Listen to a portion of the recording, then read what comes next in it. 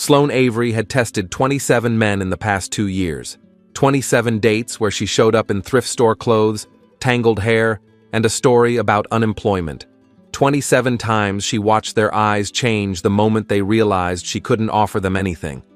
Tonight, sitting in a vinyl booth at a diner outside Boston, she expected number 28 to be no different. But when Rowan Hale slid into the seat across from her, still wearing grease stains from his shift at the garage, something in the air shifted. His dark brown skin gleamed under the fluorescent lights, and when she admitted she couldn't afford to pay for her meal, he didn't flinch. He simply smiled and said, "Don't worry about it. I just picked up an extra shift. Dinner's on me." For the first time in 27 tests, Sloane Avery had no idea what to say next. She had introduced herself as just Sloane, a woman between jobs, renting a room month to month, getting by on whatever temp work she could find. The lies came easily now, worn smooth from repetition. She watched Rowan's face for the familiar signs of retreat, the subtle calculations men made when they realized a woman had nothing to offer them. But Rowan simply nodded, as if financial struggle was the most ordinary thing in the world. Because for him, it was. He told her about his work at the garage, the way he could diagnose an engine problem just by listening. 12 years of grease under his fingernails.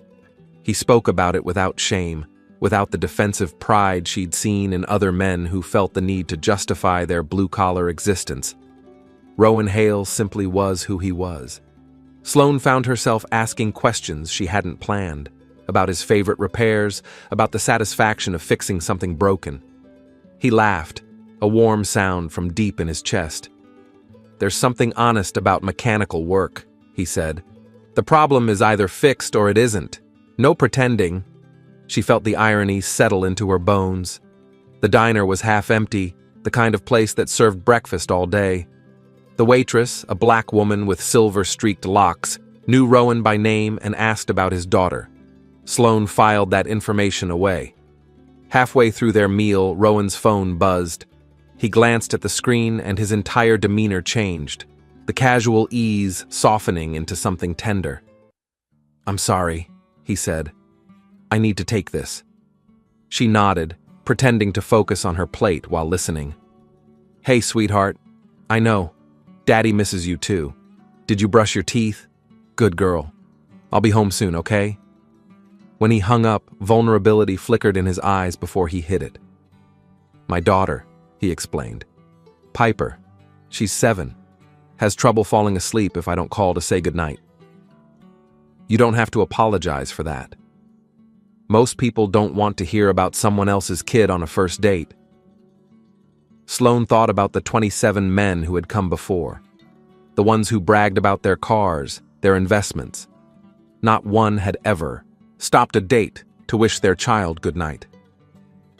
"I think it's sweet," she said, and meant it. Rowan studied her, his warm brown eyes searching her face. Whatever he saw must have satisfied him, because he relaxed. "She's the best thing that ever happened to me. Her mom left when Piper was 2. Just decided motherhood wasn't for her." He shrugged, but Sloane could see the old wound beneath. "So it's just been the 2 of us. That must be hard, doing it alone." "It has its moments, but Piper makes everything worth it. She's got this laugh, like everything in the world is funny and wonderful, and she can't believe she gets to be part of it." He stopped himself.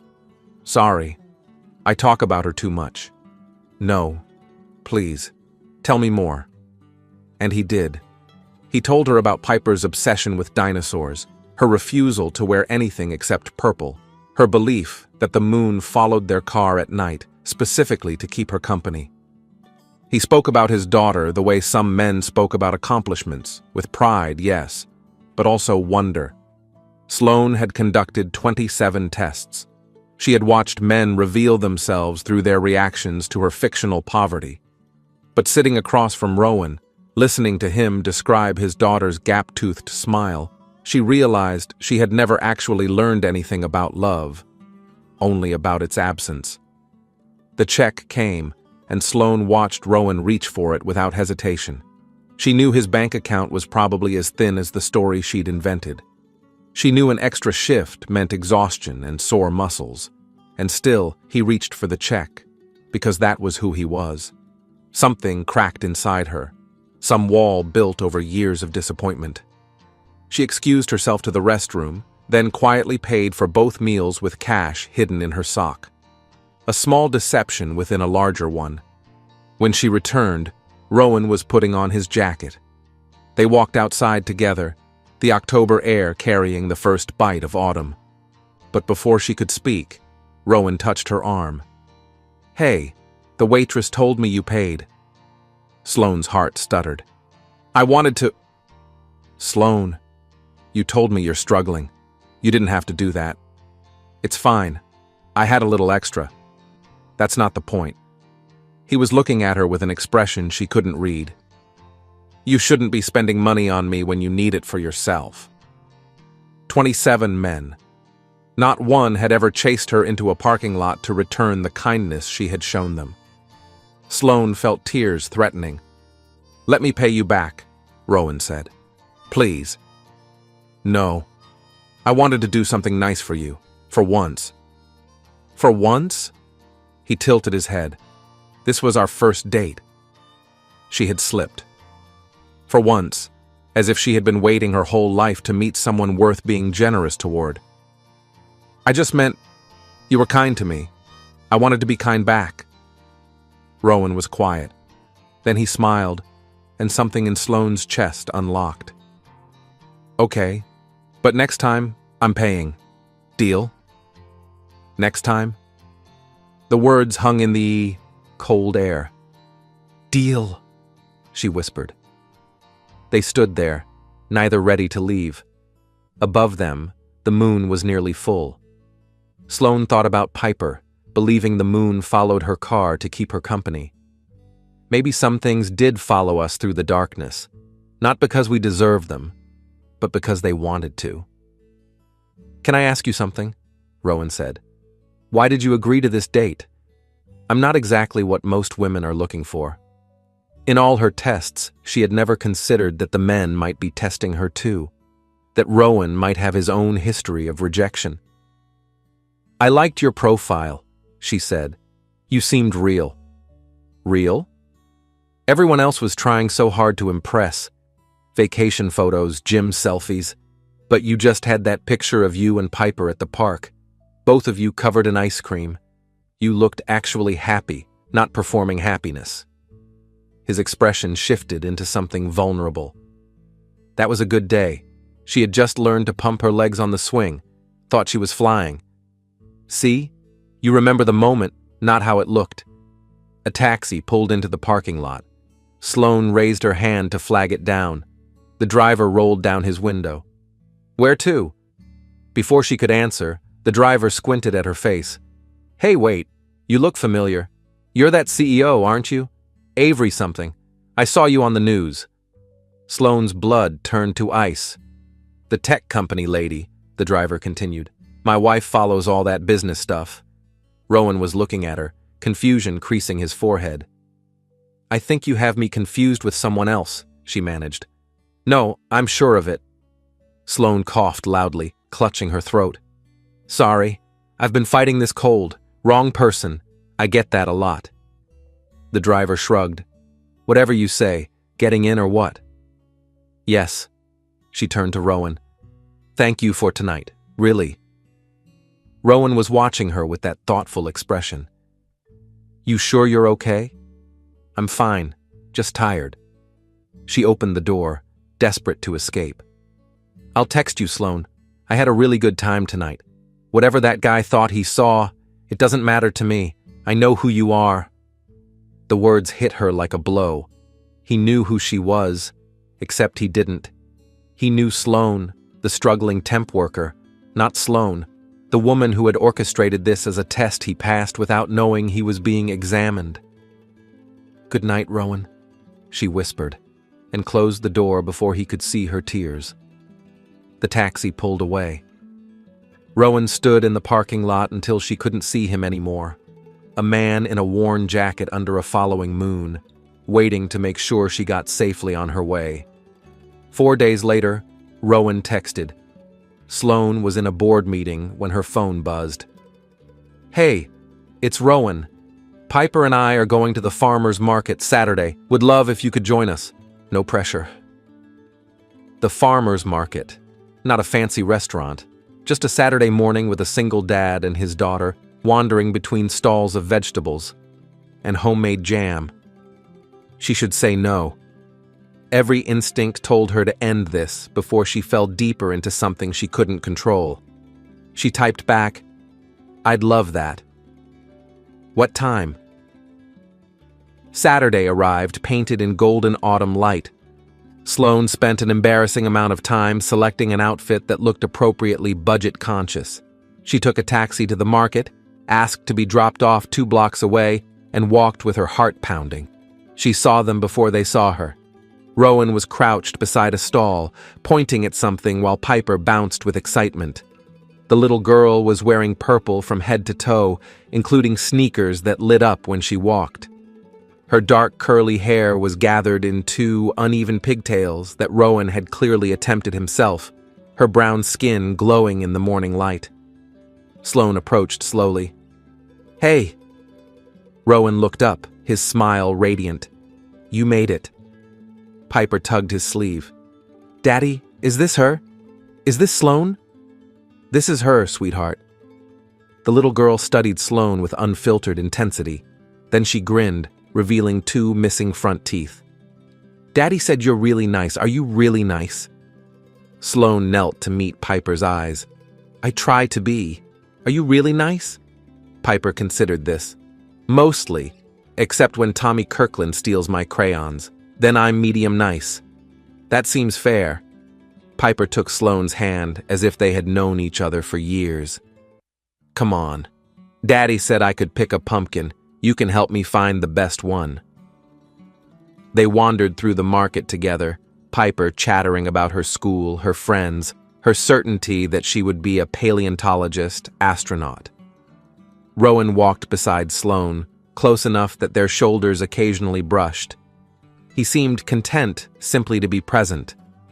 They bought apple cider donuts and sat on a bench while Piper ran circles around a fountain. Sloane watched the little girl's purple sneakers flash with each step and felt something dangerous blooming in her chest. "She's amazing," Sloane said. "She is. Exhausting, but in the best way." Rowan turned to look at her. "Can I ask you something personal?" Sloane's guard rose. "Depends. Do you want kids someday?" It was a question she'd been asked before, usually by men calculating whether she was worth the investment. But Rowan asked differently, genuinely wanting to know. "I don't know," she admitted. "I always thought I would, but life got busy and years kept passing. Now I'm 34, and I've never been in a relationship that lasted long enough to consider it." 34 isn't old. It's not young either, not for that. Rowan was quiet. "My wife left when Piper was 2.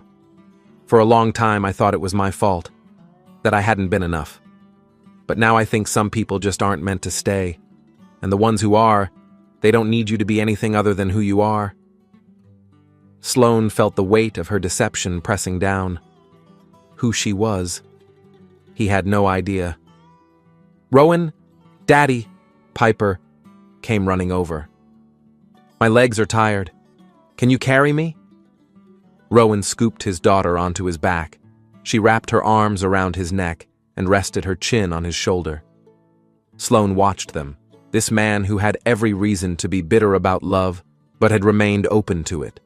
This child who trusted the world because her father had made it safe enough to trust. "What were you going to say?" Rowan asked. Sloane shook her head. "Nothing. It wasn't important." But it was. It was perhaps the most important thing she had ever almost said, and she had swallowed it back down, too afraid of what the truth might cost her.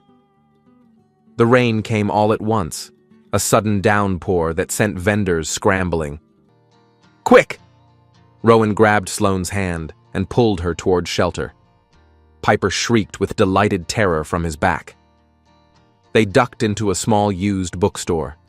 The shop was warm and cluttered, stuffed with volumes that looked like they had been accumulating for decades. An elderly black woman behind the counter barely glanced up from her crossword. "Browse as long as you like. Just don't bend the spines." Rowan set Piper down, and she immediately began exploring. Sloane shivered. The rain had caught her hoodie, soaking the cheap fabric. "Here." Rowan shrugged off his jacket. "Take this." "No, you'll be cold." "I run hot." He draped it over her shoulders. It smelled like motor oil and coffee and something warmer underneath. Like him. "Thank you," she whispered. They stood by the window, watching the rain. Piper had found a picture book about dinosaurs and was absorbed. Sloane felt more at peace than she had in years. "Sloane." Rowan's voice was soft. "I keep feeling like there's something you want to tell me." Her heart seized. "What do you mean?" "Just a feeling. Whatever it is, you can tell me. I'm not going to judge you." This was her moment, right here in this dusty bookshop. She could tell him everything about the company, the tests, the lies. There are things about me that might surprise you. Everyone has things like that. Not like this."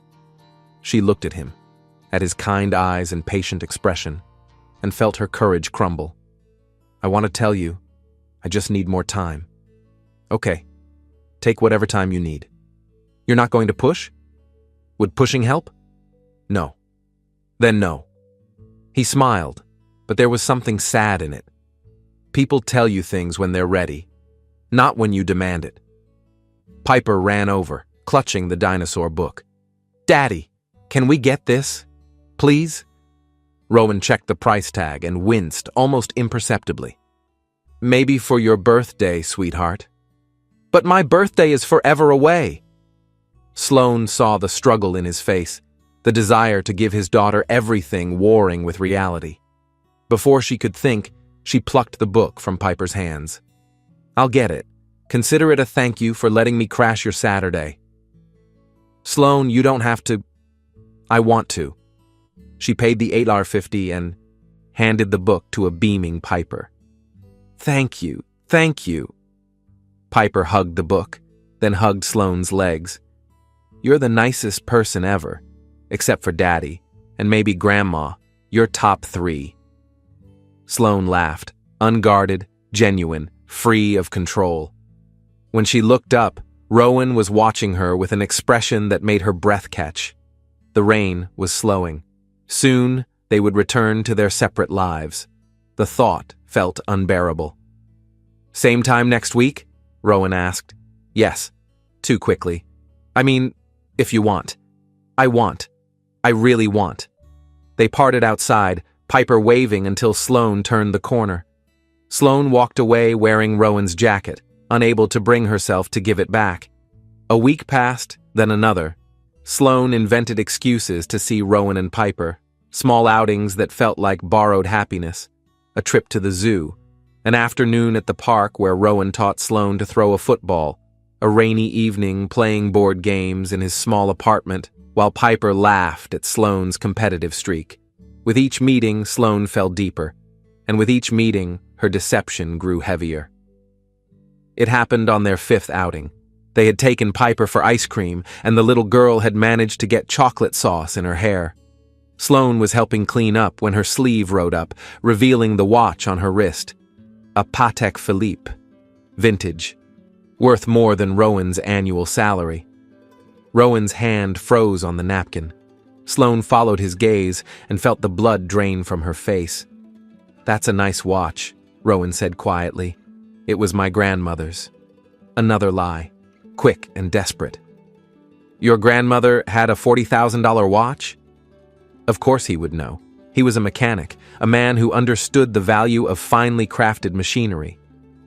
"Sloane," his voice had changed. "Is there something you want to tell me?" It's complicated." "Then uncomplicate it." Piper had wandered off to look at flavors, oblivious. "I'm not who you think I am," Sloane whispered. I'm starting to figure that out. He wasn't angry. That was the worst part. He sounded hurt, resigned. Why don't you tell me who you actually are? I can't, not yet. You're hiding something big. Yes. Something that's going to change how I see you. Maybe. Rowan looked at his daughter, then back at Sloane. I have to protect her. I can't let someone into her life who's going to disappear. I'm not going to disappear. You say that, but you're also lying to me about something important. He shook his head. I want to trust you, but trust has to be earned. Then let me earn it. Give me more time. I've been giving you time, and you keep finding reasons to wait. He stood, gathering Piper's jacket. I like you, but I've been hurt before by people who weren't honest. I can't go through that again, not with Piper watching. Rowan, please. I need to think. He lifted Piper. Come on, sweetheart. Time to go home. But Sloane's coming too, right? Rowan glanced at Sloane, conflict in his eyes. Not tonight. Sloane has some things she needs to figure out. They left. Piper kept turning around to wave, and each wave felt like a blade. Sloane sat alone at the sticky table, watching through the window as they walked away. She had been so careful. 27 tests designed to reveal the truth about men's intentions. Now she was the one being tested, found wanting, exposed as the liar she had become. 3 days of silence. Sloane checked her phone compulsively, wrote and deleted a dozen messages, threw herself into work. On the third night, leaving her office building, a man shoved a phone in her face. Sloane Avery, can you comment on the rumors about the European expansion? Paparazzi.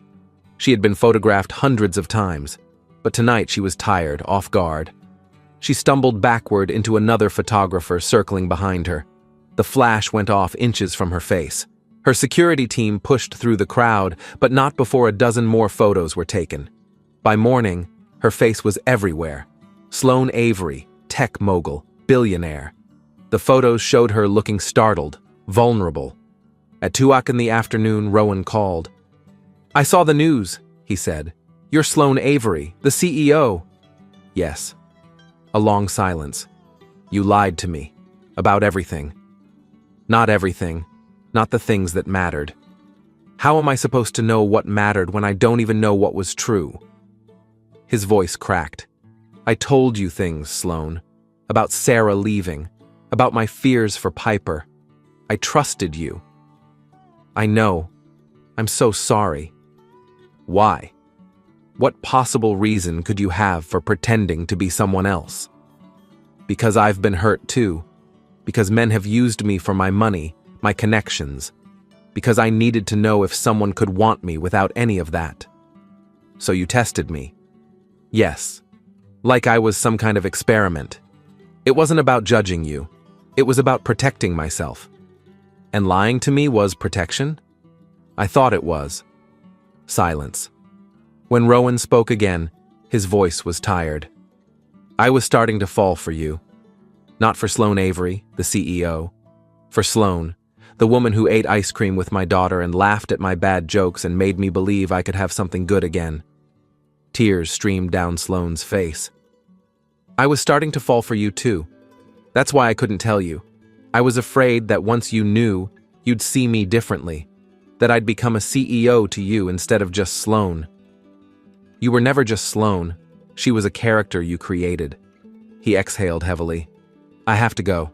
Please, let me explain in person. I can't. Not now. I need to figure out how to explain to Piper why you're not going to be at the farmer's market. The line went dead. Sloane sat in her corner office, surrounded by floor-to-ceiling windows overlooking the city. She had everything she had ever worked for, and none of it mattered. 2 days later, Sloane was preparing for a press conference, when her phone lit up with Rowan's number. But the voice wasn't his. Sloane, this is Marin, Rowan's neighbor. You need to come right away. Piper is missing. The next few hours existed in fragments. Piper had overheard Rowan talking to Marin about Sloane's lies. The little girl, already sensitive about people leaving, had concluded she was the problem, that if she went away, her father wouldn't be sad anymore. She had slipped out during bath time and wandered into the park. By the time anyone noticed, night had fallen, and so had the temperature. Sloane arrived to find Rowan at the center of a growing search party, his face gray with terror. He looked at her. For a moment, she thought he might send her away. Then his expression crumpled. "I can't find her. I can't find my little girl." She didn't hesitate. She pulled off her heels and ran into the darkness. The park was sprawling, full of trees and hidden corners. Sloane called Piper's name until her voice went hoarse. She found her behind the old maintenance shed, huddled in a ball, shivering violently. The purple sneakers had stopped lighting up. "Piper!" Sloane dropped to her knees in wet leaves. "Sweetheart, it's me."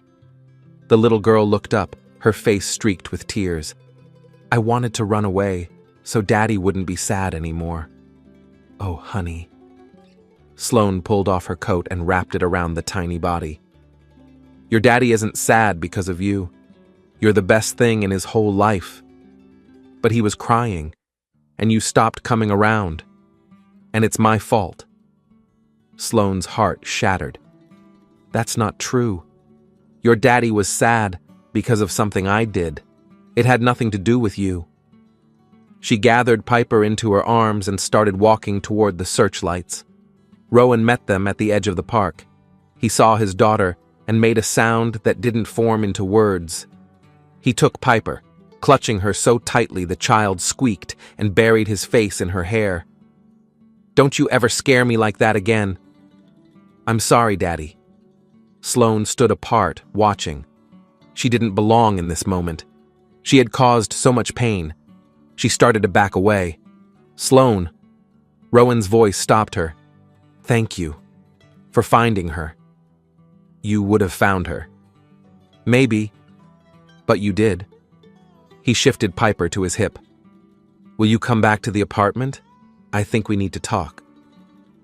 They walked through the dark park together, Piper falling asleep against her father's chest. Sloane followed Rowan up 3 flights to a small apartment filled with purple everything, dinosaur toys and crayon drawings, and evidence of a love she had almost destroyed. Rowan put Piper to bed, kissing her forehead. Sloane watched from the doorway, something ancient and maternal stirring in her chest.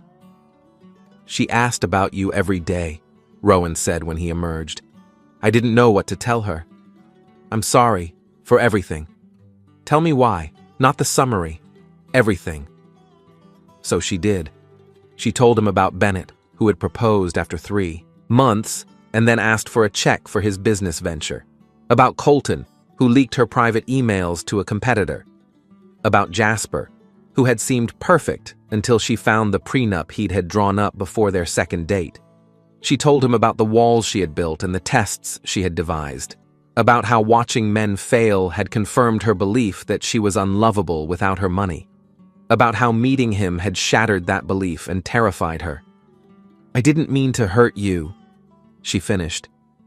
"I was trying so hard not to get hurt myself that I didn't see what I was doing to you." Rowan was quiet for a long time. "I understand why you did it," he said finally. "I don't like it, but I understand.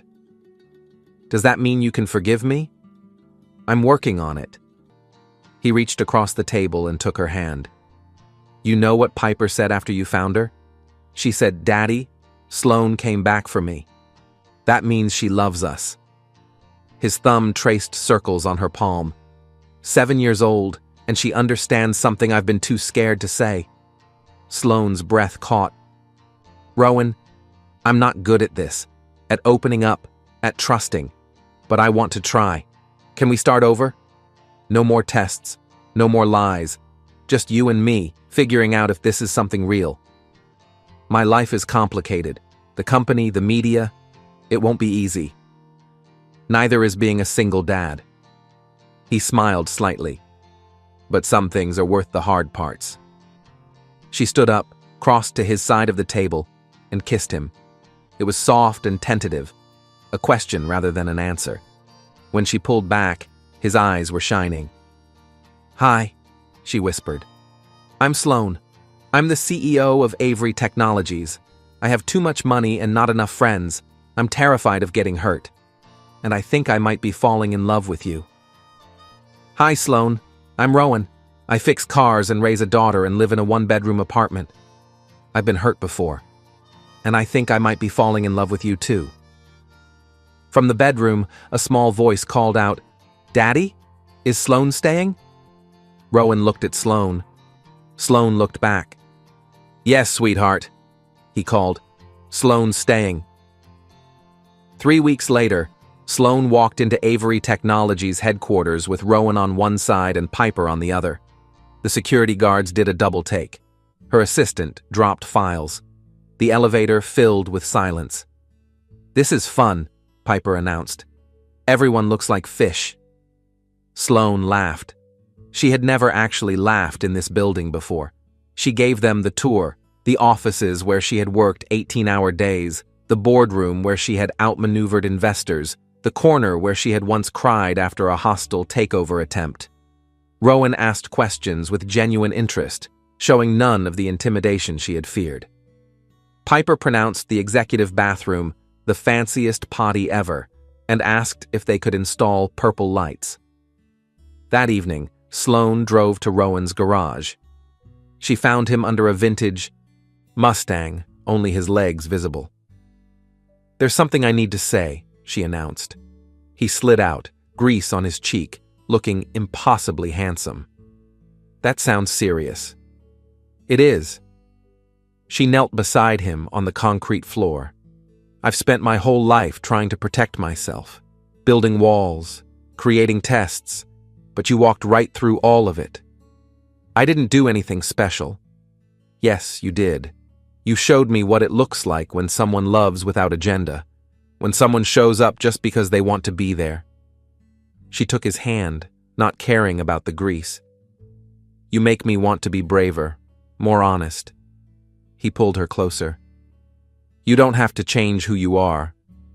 "I know, but I want to. Not because you're asking, because you make me believe it's possible." She took a breath. "I love you. I love the way you make Piper laugh. I love that you care more about people than money. I love that you saw through all my armor and wanted me anyway." He kissed her then, soft and slow, and Sloan felt something settle into place inside her, something that had been restless her whole life. The garage door creaked. Piper ran toward them, Marin following behind. "Daddy, Sloan, you're hugging. Are you boyfriend and girlfriend now?" Rowan looked at Sloan. "Yeah, sweetheart," Sloan said. "I think we are." Piper's grin could have powered the city. "Does this mean you can come to the farmer's market every week and tuck me in sometimes and stay for breakfast?" All of that, and more. They sat together on the garage floor, the three of them, while evening light turned golden through the dirty windows. Sloan thought about all the tests she had conducted, all the men who had failed them. She thought about the walls she had built and the lies she had told, and the years she had spent so afraid of being hurt that she had forgotten how to be happy. Then she looked at Rowan, at Piper, at this imperfect, perfect family that had somehow become hers. For the first time in her life, Sloan Avery stopped testing. She simply let herself be loved.